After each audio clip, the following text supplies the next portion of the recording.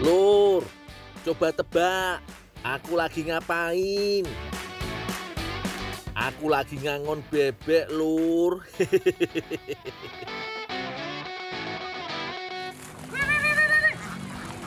Ngangon bebek ini gampang-gampang susah loh. Diperlukan ketelitian dan dedikasi yang tinggi. Soalnya selama ngangon, ndak jarang bebek-bebek ini bertelur dengan sendirinya tanpa aba-aba. Jadi harus jeli melihatnya.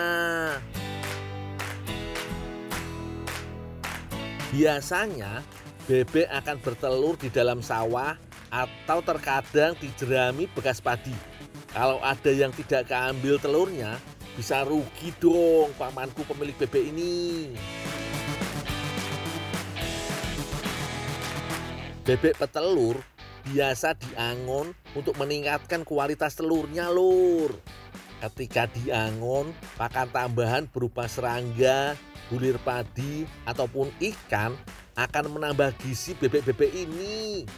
Ketika diangon pun, bebek jadi tidak mudah stres. Produksi telur pun akan lebih maksimal. Brian, kamu di mana, Brian?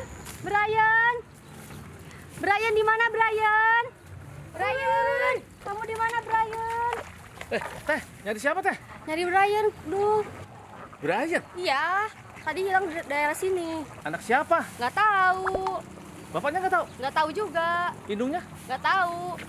Cuman dia tuh putih, mulus. Kalau cuma putih, Mak. Aku juga putih. Cuman Nggak mau. kagak bersih karena aku angon bebek aja. Aku udah terlanjur sayang sama Brian, Dul. Wah, berani-beraninya tukang PHP nih, Brian. Teteh jadi sedih gundah gulana. Ya, boleh? Yuk.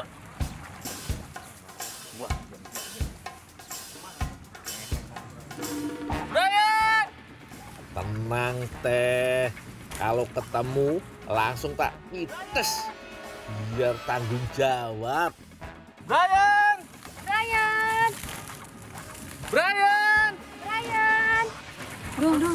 Ya, Teh? Itu dia tuh. Si Brian. Yang mana? Yang hilang tuh yang putih. Itu yang lagi panen? Bukan, itu yang putih tuh. Tuh yang putih Yang tuh. mana sih? Itu, samperin aja Kagak yuk. ada yang putih. Samperin aja. Ini samperin aja. Ada putih mah bebek. Iya, bebek. Bebek? Iya. Brian bebek. Iya, bebek, Brian. Bebek. Brian tuh bebek. Iya, bebek. Bebek kesayangan aku. Saya kira cowok. Saya kira Bukan, orang. bebek. Hilah, piye toh teteh ini? Tak kirain yang kabur orang. Ternyata bebek peliharaannya teteh Neneng. Yaudah, saya tangkap. Tolongin bawain ya. Ya.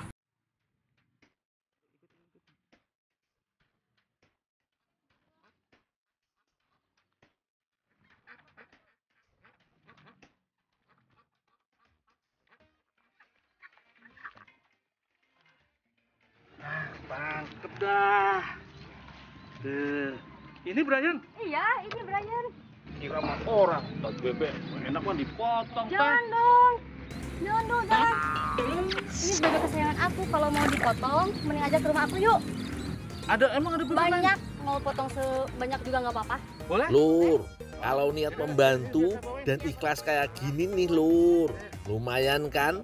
Rezeki mau makan bebek packing di rumah Teh Neng.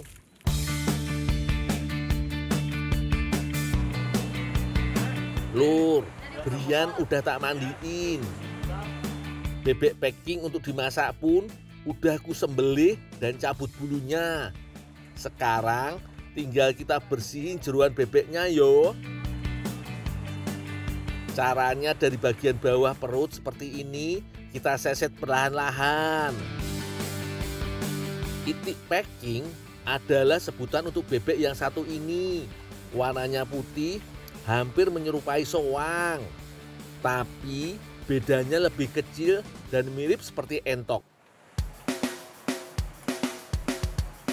Nah, bebek udah bersih. Sekarang kita parut dulu nanasnya. Pasti pada kepo nih, masak apa yo? Kok pakai nanas segala? Tenang Lur, Ini bukan buat masakan toh, tapi ini tips dari aku. Teman-teman, ada tips nih gimana caranya mengolah daging bebek atau daging unggas-unggasan atau daging yang lain supaya empuk dan nggak bau amis. Nah, caranya nih, daging bebek atau unggas atau daging yang lain kita lumuri dengan nanas muda, parutan nanas muda atau caca nanas muda. Getah dari nanas ini dia punya kandungan enzim untuk menghancurkan daging atau melembutkan daging. Boleh dicoba.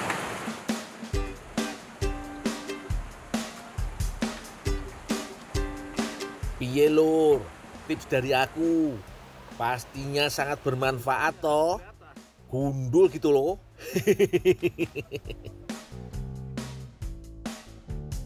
Langsung kita masukkan bebeknya ya lur. Pastikan api dalam tungku tetap stabil supaya bebek matang secara merata. Setelah kurang lebih 15 menit, ini dia bebeknya. Sudah matang. Oh iyo, katanya Teh Neng dan Teh Ninis hari ini mau masak taco bebek oncom. Berarti pas banget nih, karena bebeknya mau ditumis oncom, bebeknya aku suwir-suwir dulu kalau gitu.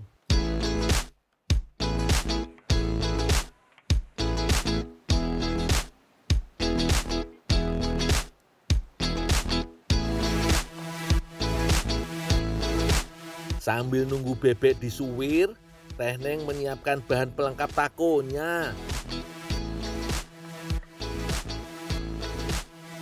Timun dipotong-potong menjadi 4 bagian, lalu tomat dan selada. Sama seperti taco pada umumnya ya lur. Nah, yang bikin beda ini lur. Bebek ini akan ditumis dengan bumbu oncom. Perpaduan antara masakan Latin dan Indonesia nih lur. Mantep toh. Untuk bahan tumisan oncomnya, bawang putih, bawang merah, cabai keriting, serta cabai rawit dan kencur ulek sampai halus. Jika sudah halus, kita sisihkan dulu yo. Gantian yang dihaluskan sekarang oncomnya. Duh, ngelihatnya aja langsung ngiler iki lur. Sekarang langsung kita tumis aja yuk lur. Tunggu sampai minyaknya panas.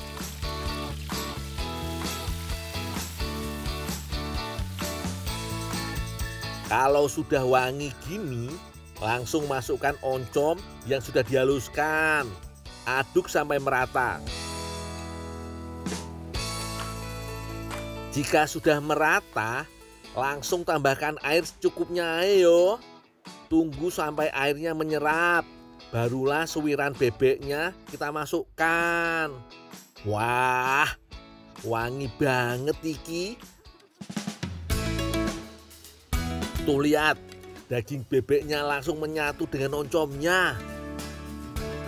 Kalau masak oncom, jangan lupa lencak dimasukkan juga yo. Masak sebentar, langsung diangkat aja. Untuk adonan kulit takonya juga gampang kok lur. Tepung terigu, garam dan baking powder dicampur rata dan beri air sedikit demi sedikit.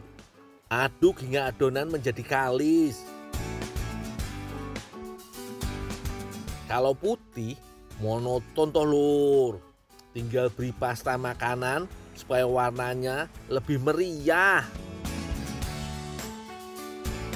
Untuk masak kulit takonya, tidak sulit kok lur. Usahakan pakai wajan anti lengket yo. Kalau enggak, beri margarin sedikit. Adonan dipipihkan, langsung dimasak. Jangan lupa sambil dibolak-balik yo lur. Ini dia hasilnya lur. Taco bebek oncomnya sudah jadi. Sekilas mirip dengan taco pada umumnya yo. Tapi soal rasa, ini boleh diadu lur. Langsung aja kita makan yuk lur. Sekalian bareng Brian. Rasanya ternyata enak banget lur. Pedas, asin, dan gurih bercampur jadi satu. Lain kali jangan kabur-kabur lagi, nanti saya pasak lagi kayak gini. Jangan lah, aku juga mulai sayang nih sama Brian.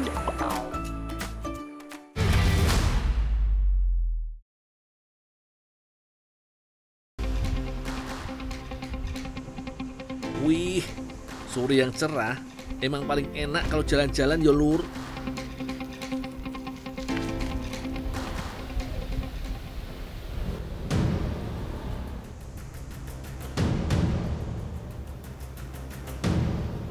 Walah, iki motor kenapa mepet-mepet yo?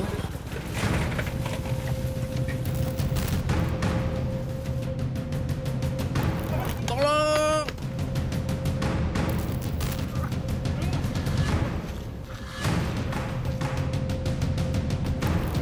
Waduh, ono apa iki? Salahku apa?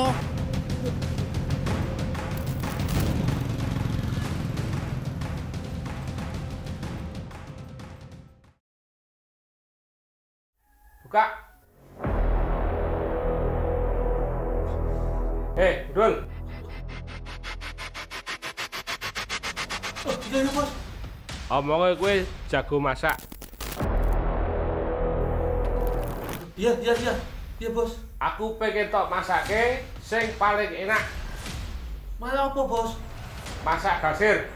Gasir? Apa Gasir. tuh bos? Piye kowe iki? Gasir kok ora ngerti lho. Oh, jangkrik besar itu bos. Oh, Oh, ya bos. ya. Masa apa bos? Pokoknya sing paling enak. Ya lah. Ya bos.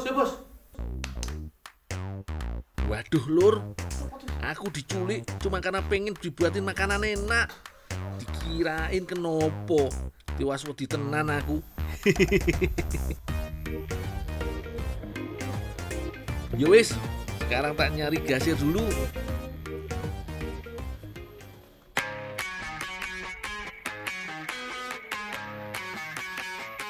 Gasir atau gangsir iki sejenis jangkrik, tapi ukurannya lebih besar. Mereka biasanya hidup dengan menggali lubang tanah.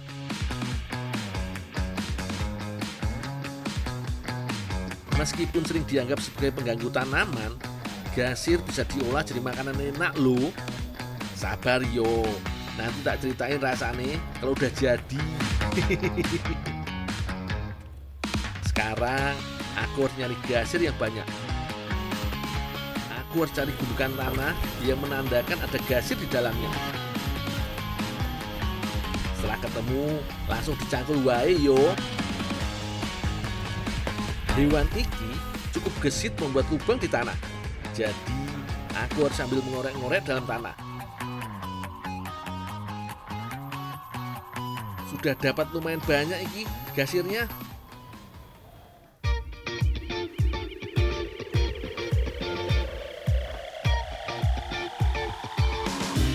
Untung ada bala batuan yo. Aku harus bikin makanan yang enak demi keamanan bersama.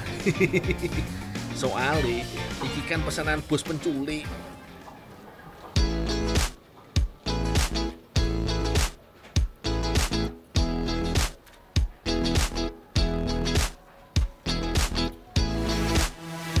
Aku kebagian tugas membersihkan gasir. Untung gampang caranya. Tinggal dimasukkan ke dalam air panas. Jadi kotoran dan kumannya dijamin kabur. Mbak Sandra dan Bu Wati lagi menyiapkan bahan sop miso gasir. Ada tahu putih, daun bawang, bawang putih, bawang merah, cabai, tomat, wortel, bumbu miso dan garam. Daun bawang, bawang merah dan bawang putih diiris tipis yo. Kalau wortelnya dipotong kecil wae, cabai merahnya juga diiris-iris.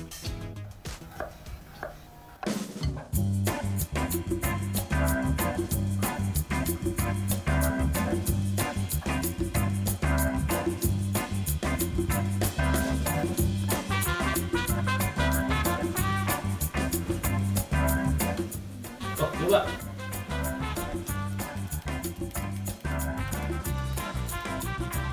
Untuk menumis gasir, cukup menggunakan cabai, bawang merah, dan bawang putih. Tumis bawang-bawangan sampai harum, baru masukkan cabai merah.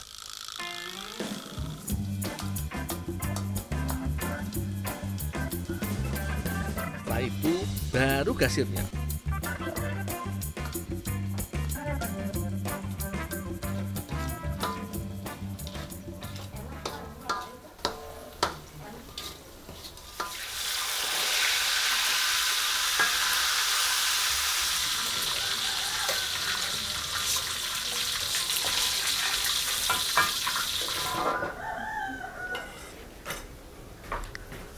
Mbak, iya Mbak, gasirnya udah digoreng, ditumis Mbak.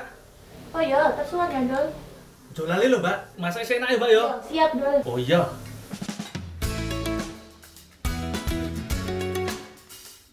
Tahu dipotong dadu ya lur. Tomatnya juga mesti dipotong kecil-kecil.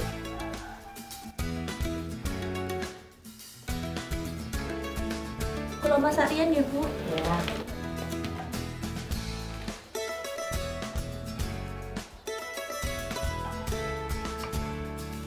Sekarang tinggal masak sop misonya. Rebus air dulu. Kalau sudah mendidih, masukkan irisan wortel. Kalau sudah empuk, tambahkan bumbu miso Jepang. Aduk sampai bumbunya larut. Setelah itu, masukkan tahu dan garam sambil diaduk yo.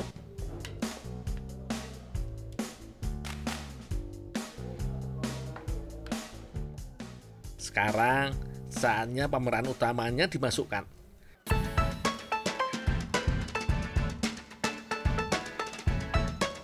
Gasir nggak cuma enak dimakan lo yo, tapi juga wakeh manfaatnya. Lanjut lur. Masukkan potongan tomat dan daun bawang.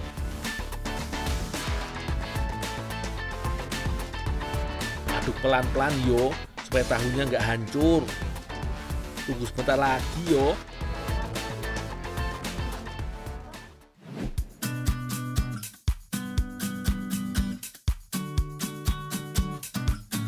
Akhirnya jadi juga makanan pesanan bos penculik. Gak cuma tampilannya yang menarik lur, nek tak bayangke rasane pasti jos gandos iki. Oke, saatnya kita suguhkan untuk bos penculik.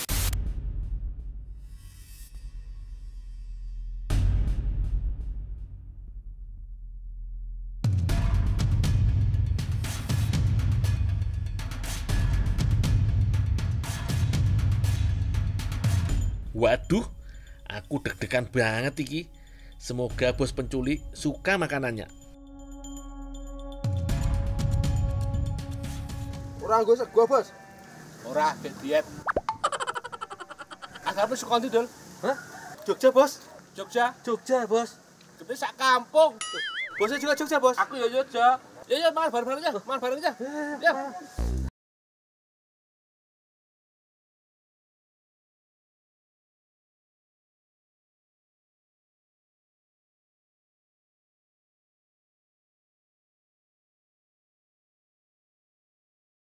Kita pun bisa makan sop miso gasir bareng-bareng.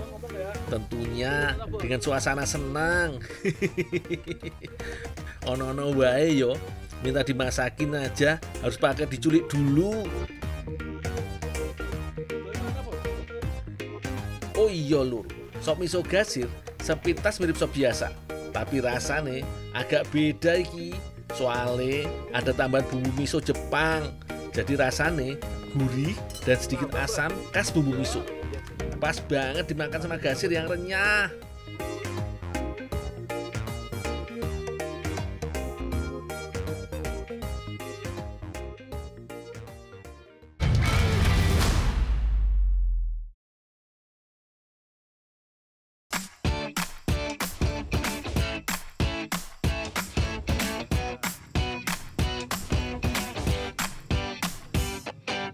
Sugeng sore lur.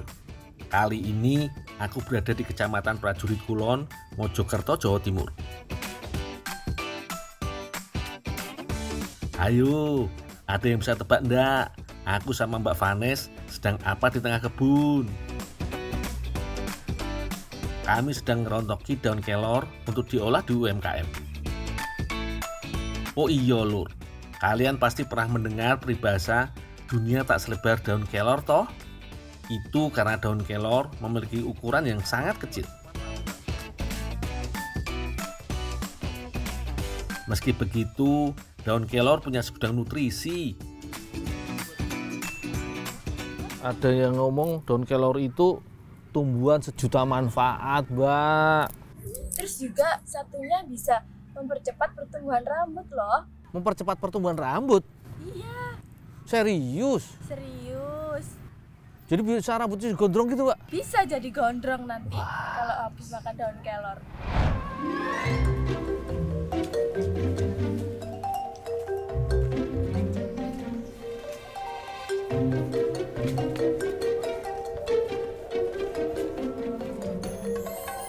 Mbah, Jemuri, Mbah. Kok nggak kenal ya? Pagi gue. Kok tambah ganteng kok ya aku ya?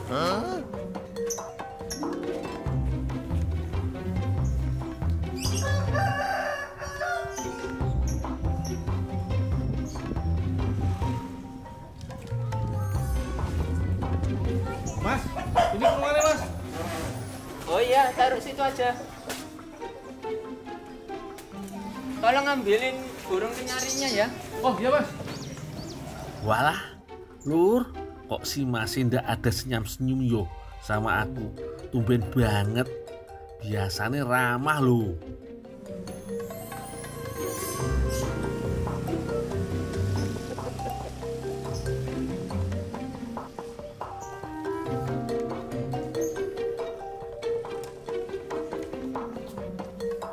Mas, kenarinya Mas. Iya. Ini tolong dikembalikan di kandang. Oh iya Mas. Iya.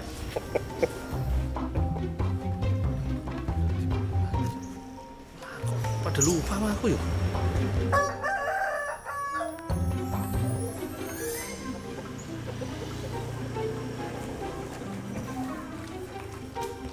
Mas Chandra lagi ngapain? Mas Gondrong lagi ngapain?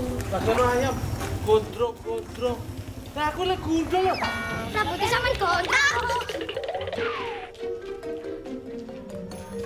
Kok pada lupa sama aku semua ya.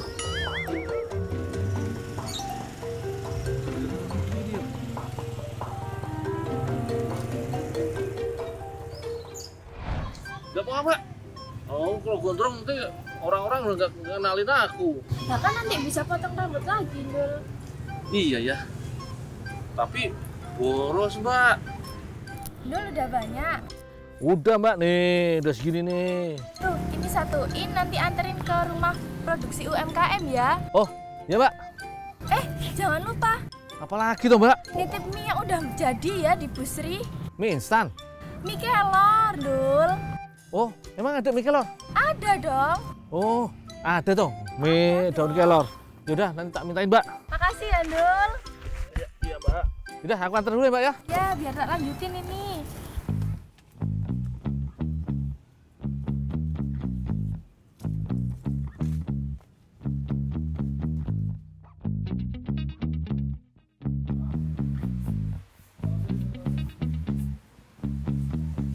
Oh iya. Bu, ini Bu, kelornya udah dipetikin Bu. Oh, maaf. Saya minta tolong langsung dicuci ya, Dul. Oh iya. Oh iya. Tadi Mbak Vanes minta mie kelor Bu, ada nggak Bu? Oh, ada. Tak siapin. Tapi habis dicuci, nanti langsung di oven ya. Oh iya ya. Ya, suan ya. Yuk.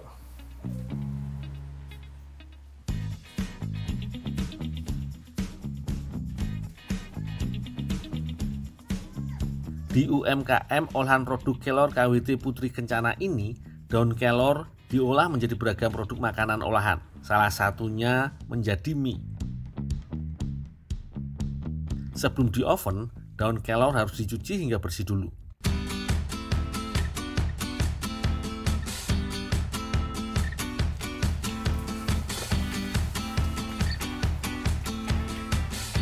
Selanjutnya, daun kelor dikeringkan menggunakan oven dalam ruang seperti ini lur. Proses pengeringan ini membutuhkan waktu 12 jam dengan suhu antara 35 derajat hingga 40 derajat Celcius. Bu, daun kelornya udah di oven, Bu. Oh iya, matur suwun, Cuk. Lur, ini minyak. Oh ya, makasih ya, Bu ya. Iya, sama-sama.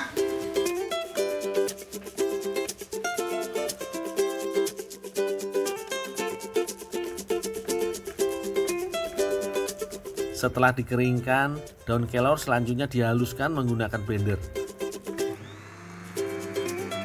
Wah, kalau sudah halus begini, tepung daun kelor iki tampak seperti teh hijau ya lur. Kalau sudah dikeringkan, proses selanjutnya adalah membuat adonan minyak.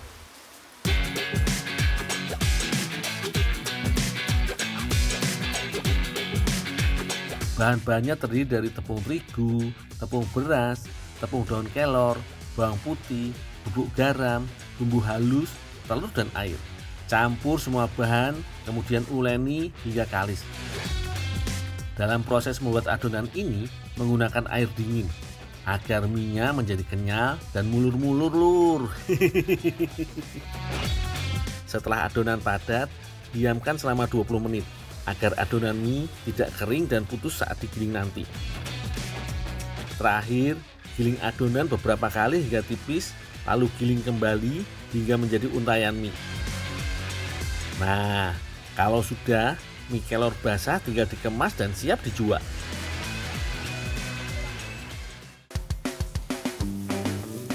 Menurutku sih paling enak kalau disajikan dengan ayam kecap, sayur dan bakso ya lur. Kayak mie ayam gitu. Walah, aku jadi lapar. Pas banget, aku mau dimasakin sama Mbak Vanes. Kira-kira mie kelornya mau dimasak jadi apa yo sama Mbak Vanes?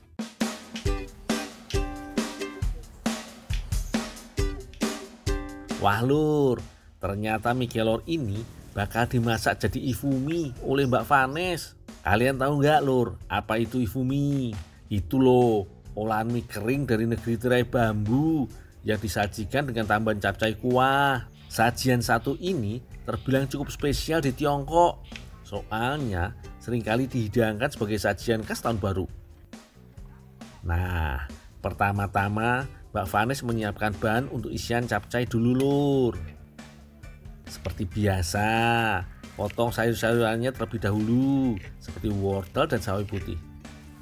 Kemudian haluskan bumbu untuk tumisannya.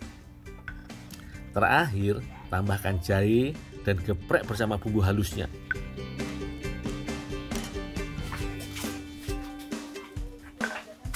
Mbak, ini Mbak mie kelornya Mbak. Makasih ya Ndul. Oh iya, minta tolong sekalian gorengin ya Ndul ya.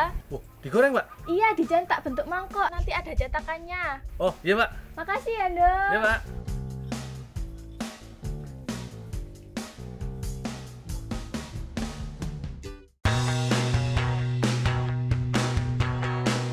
Nah, iki yang spesial lur. Ifumi biasanya dibuat dari mie basah yang digoreng kering dalam minyak panas. Nantinya mie kelor ini akan dijadikan sebagai wadah untuk capcaynya. Seperti ini caranya lur. Cetak mie kelor menggunakan saringan yang agak lebar dan dalam. Jika mie sudah panas, goreng dan tekan bagian tengah mie menggunakan spatula atau centong. Gunanya agar mie tidak buyar saat digoreng. Jika sudah garing, angkat mie dan keluarkan dari saringan secara perlahan agar tidak patah. Ingat, ojo kelamaan ya lur. Wah, rasane lur, mantep, kriuk-kriuk gurih. Aku jadi ingat masa kecil lur, kayak makan mie instan kemasan yang belum dimasak. Oh iya lur, selain lezat, masakan oriental satu ini punya makna yang mendalam lur. Bentuk wadah mie yang menyerupai sarang burung menggambarkan simbol ketekunan dan kerja keras seperti burung yang membuat sarang perlahan-lahan. Sedangkan sayuran merupakan lambang kemakmuran negara. Nah lur, mie-nya sudah jadi. Tinggal tunggu Mbak Vanes masak capcaynya.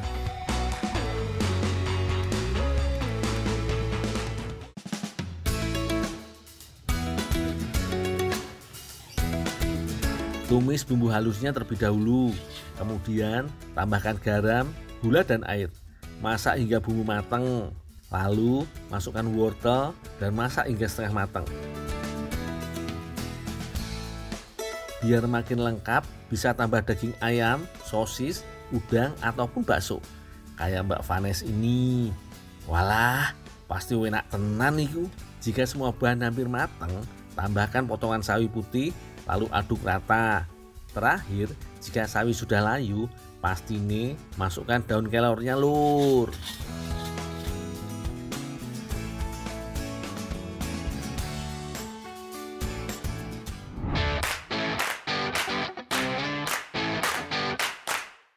Gimana, Lur? Ifumi daun kelor ini apik toh? Bentuk wadahnya cantik, juga kaya warna. Harus buru-buru disantap iki sebelum minyak lembek. Ini mie kelor tadi, Mbak. Weh, kelihatannya enak nih. Yuk, yuk, bareng-bareng.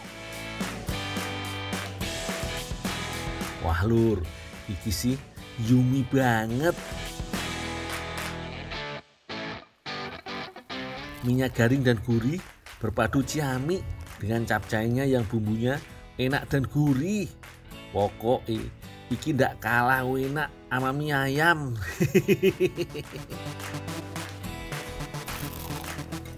Nah, kalian harus coba bikin ifumi daun kelor di rumah.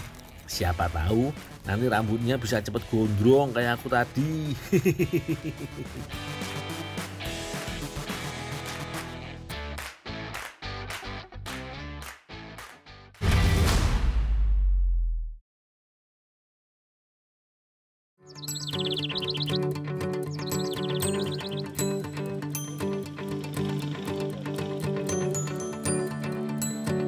Aku lagi menikmati udara sejuk dan pemandangan indah di Desa Tegowanu, Kecamatan Kaloran, Kabupaten Temanggung. Pas banget nih, lagi cerah-cerahnya di sebelah barat Gunung Sindoro dan Sumbing, indah banget yo. Makanya aku menikmatinya dengan sepedaan di sawah sekitar rawa.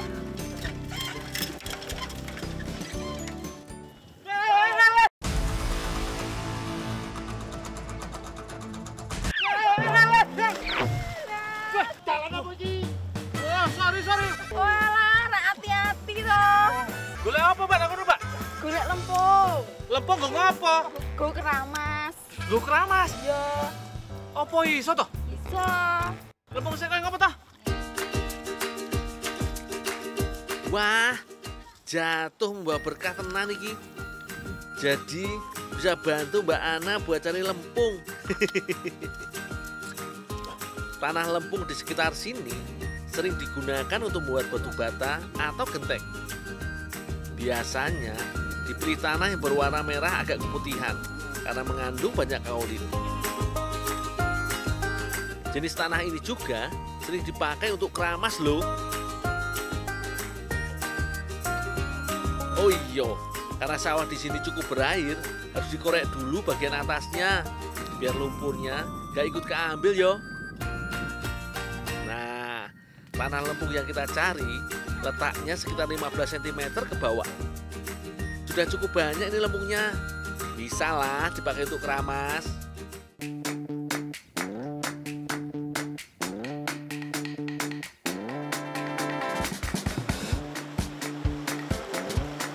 Beberapa desa di Temanggung masih melakukan tradisi keramas dengan lempung atau tanah liat.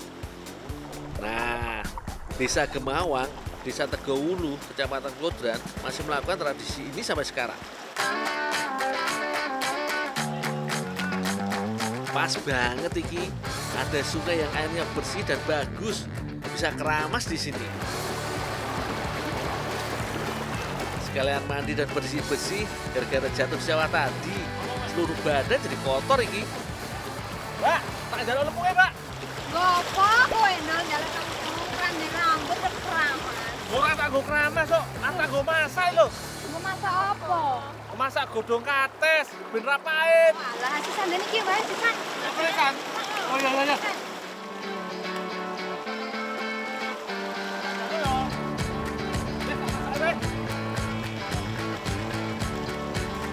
Tanah liat yang mengandung kaolin sangat bagus buat rambut loh. Wakeh fungsinya kuwi. Aku diminta tolong Mbak Fitri untuk merebus keong sawah. Di sini memang masih banyak ditemui saudara jauh keong mas ini. Apalagi di sekitar rawa atau sawah yang berair. Hewan yang sering dianggap hama oleh petani ini sebenarnya memiliki kandungan gizi cukup banyak yo. Makanya masyarakat di sini banyak yang mencari untuk dijual atau dikonsumsi sendiri. 1 kilonya bisa mencapai 20 hingga 30 ribu rupiah.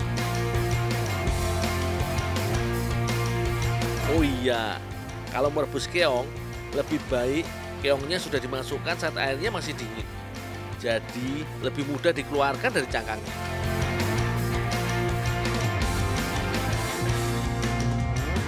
Sip, sambil menunggu keongnya matang, aku mau merebus daun pepaya dulu. Nah, inilah alasan aku minta lempungnya tadi. Teman-teman, ada tips nih gimana caranya masak daun pepaya supaya nggak pahit. Nah, caranya nih ditambahkan tanah liat atau tanah lempung. Jadi fungsinya tanah lempung ini dia akan menyerap rasa pahit yang ada di daun pepaya. Boleh dicoba. Daun kates atau daun pepaya bisa diolah jadi bermacam makanan. Sayangnya daun pepaya lumayan pahit, jadi tidak semua orang suka. Nah, lempungnya mau aku pakai sebagai campuran saat merebus daun pepaya. Selain dimasak dengan tanah liat, daun pepaya juga bisa direndam dulu dengan air garam atau direbus berulang-ulang sampai rasa pahitnya hilang. Tapi tetap yang paling efektif menghilangkan pahitnya yuk lempung iki.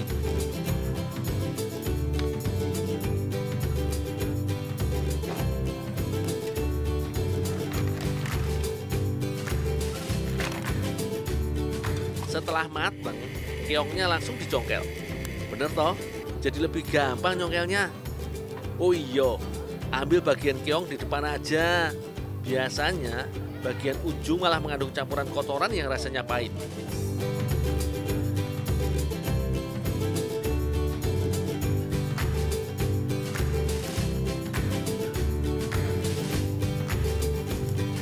Kalau daun katesnya udah mateng, tinggal cuci sampai bersih, sampai semua tanahnya hilang.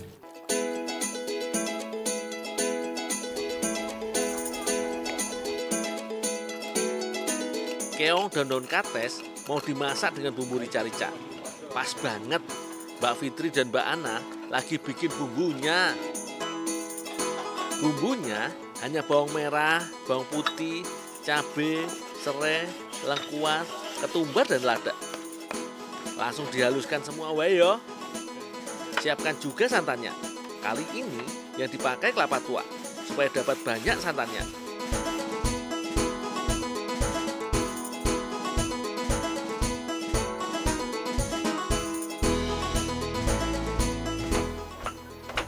David, ini daun pepaya sama keongnya udah direbus. Oh iya, makasih Ndul. Taruh situ aja ya. Iya, Pak. Untuk mempermudah masaknya, daun pepayanya dipotong-potong dulu. Sayuran yang satu ini teksturnya cukup keras dan tebal. Jadi meskipun udah direbus lama, dengan lempung tetap masih segar loh. Keong sawahnya juga dipotong-potong supaya bumbunya lebih meresap. Ini Mbak Ana keongnya saya masak. Ya.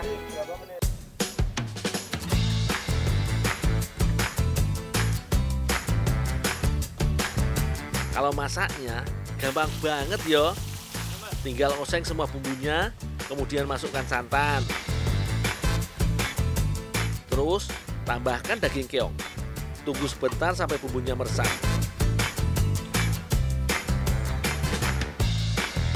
Sip.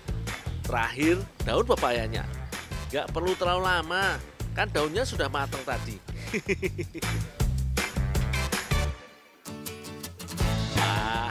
Dari aromanya aja udah enak banget iki. Jadi gak sabar nyobainnya. Bentar, tak makan dulu yo. Wes lapar banget iki. Ayo Ndul, udah mateng Mbak Ana, cobain. Ya. Daun kates dan keong sawah ini ternyata jadi pasangan klop kalau dimasak bareng. Rasanya bisa menyatu, apalagi kalau rasa pahit dari daun pepayanya udah hilang.